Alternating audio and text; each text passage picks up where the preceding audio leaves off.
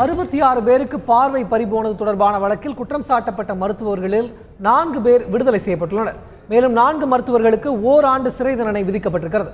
விழுப்புரம் மாவட்டம் கள்ளக்குறிச்சி பகுதியைச் சேர்ந்தவர்கள் கடந்த 2008ஆம் ஆண்டு பெரம்பலூரில் உள்ள தனியார் மருத்துவமனையில் கண் அறுவை சிகிச்சை செய்து கொண்டனர். அவர்களில் 66 பேருக்கு கண் பார்வை பறிபோனது. இது குறித்த விசாரணை நடத்திய சிபிஐ அறிக்கையை திருச்சி தலைமை நீதித்துறை நடுவர் நீதிமன்றத்தில் அளித்தது. இன்று தீர்ப்பளித்த நீதிபதி Sridhar, Nelson Yesudas, Christopher Thomas, Ashok Kumar ஆகிய 3 மருத்துவர்களுக்கு ஓராண்டு சிறை தண்டனை விதித்தார். வழக்கில் குற்றம் சாட்டப்பட்ட மற்ற 4 மருத்துவர்களை விடுதலை செய்தும் உத்தரவிட்டார்.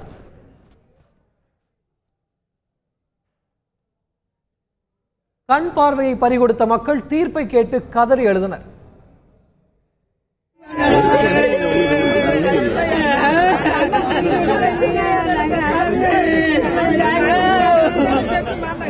ஏழைகளின் கண் என்றார் இலக்காரமா இலக்காரமா ஏழைக்கு அநீதி, இதுதான் இங்கே புது நீதி,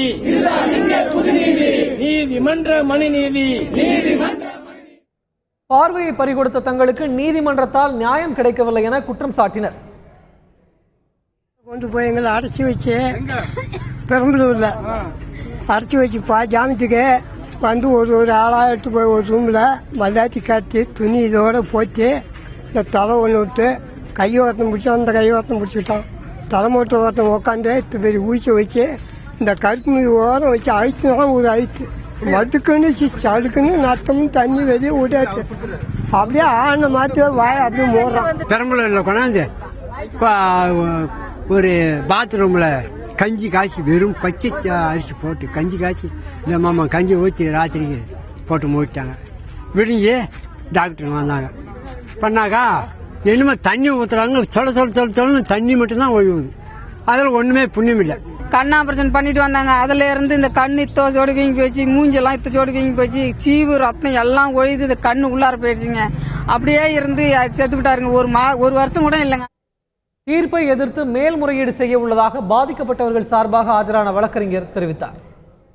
ஜோசப் கண் மருத்துவமனை நடத்திய இலவச கண் சிகிச்சை முகாமிலே 66 கூலி ஏழை விவசாயிகளின் கண் பார்வை பறிக்கப்பட்டுள்ளது.